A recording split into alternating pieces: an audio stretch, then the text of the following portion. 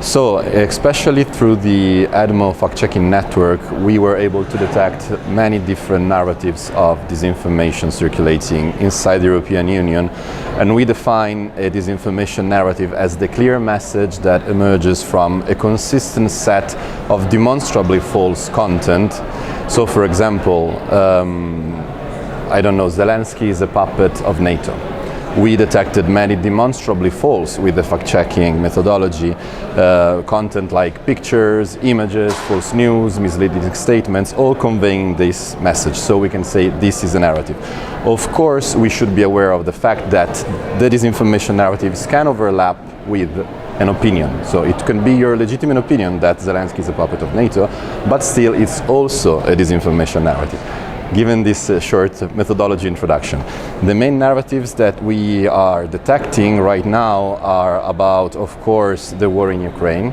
We have many disinformation coming from pro-Russian accounts, and they are sometimes directly linked to Russian-owned media state or politicians, but sometimes are very local, so coming from political parties, pundits, opinion leaders at the national level that share some worldview or feelings or political opinion about the war in Ukraine. Then, of course, we have a lot of disinformation recently about the conflict between Israel and Hamas, but that dropped quite quickly. So it was very high as a percentage on the total detected disinformation in October, but already in November started dropping. While disinformation about Ukraine was very high, especially in March, April 2022, and then again it started decreasing because after some time, usually the crisis become, let's say, normalized also in the information cycle of news, and so the disinformation as well tends to drop. We have a lot of disinformation also about climate change, is one of the topic that we have a lot of disinformation. During the years of the pandemic, of course, it was the pandemic, the main topic of disinformation. And we also track disinformation about the EU, about migrants, about LGBTQ plus communities. So these are the main topics.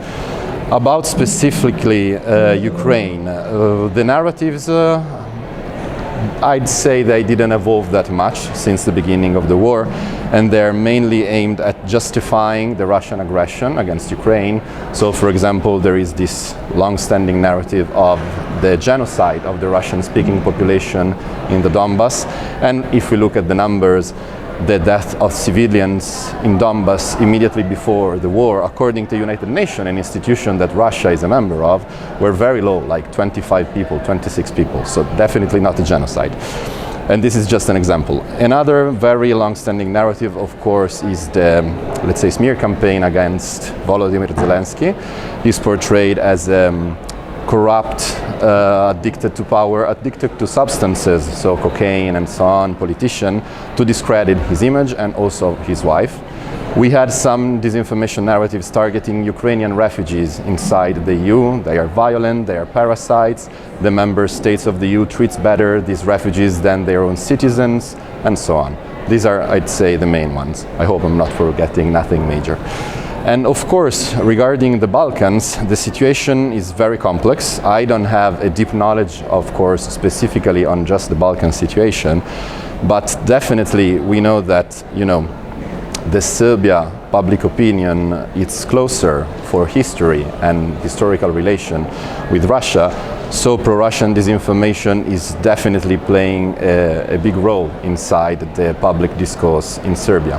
And that, of course, creates friction with the other Western Balkan states. Yeah, it's a very good question. I think that we have some friction because sometimes traditional media, they spread misinformation, so not voluntarily usually. Sometimes disinformation, so voluntarily. And we as fact-checkers, we don't look in the face of anyone. So we fact-check politicians, media, social media accounts, and so on. And if we have to point out that a piece of information published by a traditional media is false, we definitely do so. That, of course, creates some friction. But I think that the need of cooperation between fact-checking organizations and traditional media is much, much bigger.